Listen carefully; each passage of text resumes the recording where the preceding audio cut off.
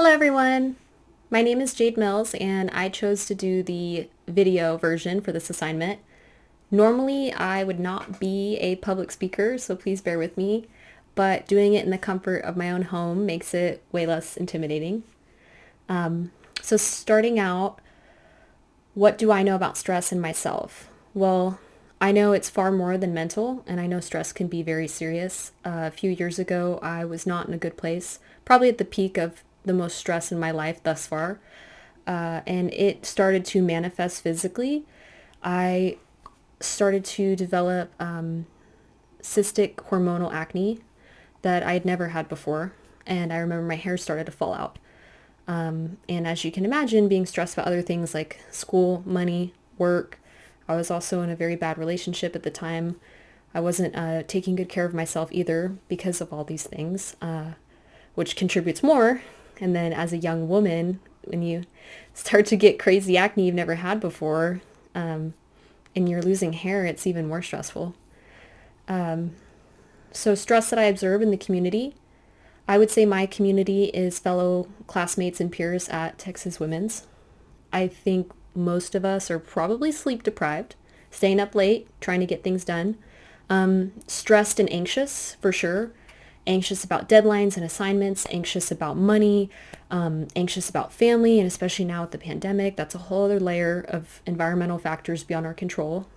Also caring about your health. So a big question or concern for myself and my community, I would say, is health. So most of us, especially taking this class, probably are some type of health or wellness major.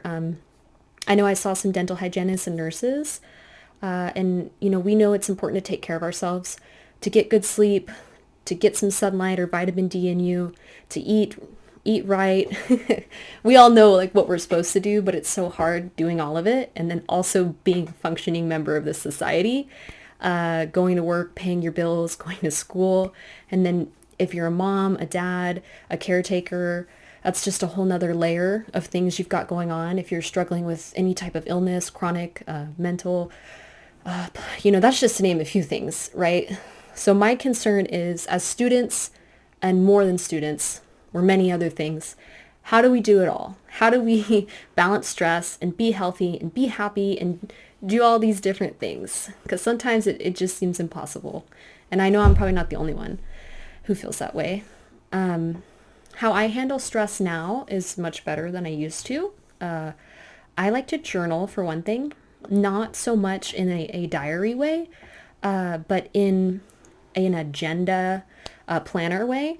I really like to write out what my plan is for the week, what things need to get done, what's the priority, what can wait. I'm definitely more of like an anxious stressor, and I hate feeling like things are out of my control. So that really helps me slow down, make a list, put things in perspective, know what I need to focus on so I don't get stressed, right?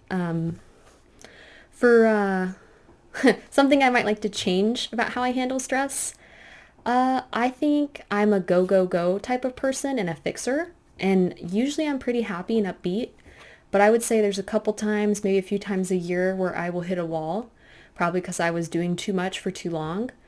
And I'd totally break down. God love my boyfriend and my dad because they have seen me cry and have these breakdowns. And I know that's not healthy, and I really don't ever want to get like that, but I'm sure you guys can relate. Sometimes you get pushed to those points where you're like, it's uncontrollable, and I don't want to be like that. So learning a better way to prevent that or cope with it when it happens would be awesome. Some things I expect to learn in this course, since it's called Stress Techniques, would be techniques to manage and deal with our stress. I know that's the simple answer. Truly, I think it's going to be maybe some breathing techniques, some journaling exercises, but I would like to learn is something a little more than that, and something that is realistic and practical, and something that applies to the modern average person. The busy person, the stressed person, the person who doesn't have a lot of time or energy to expend, or maybe, doing meditation is just unrealistic, whatever you've got going on in your life, right? Because I think most people are at that point. So yeah, that's definitely, I would like to learn some techniques. I'm excited that I can use on myself and hopefully help others in the future too. Yeah, so that concludes this video assignment, my reflection initial, and I look forward to my final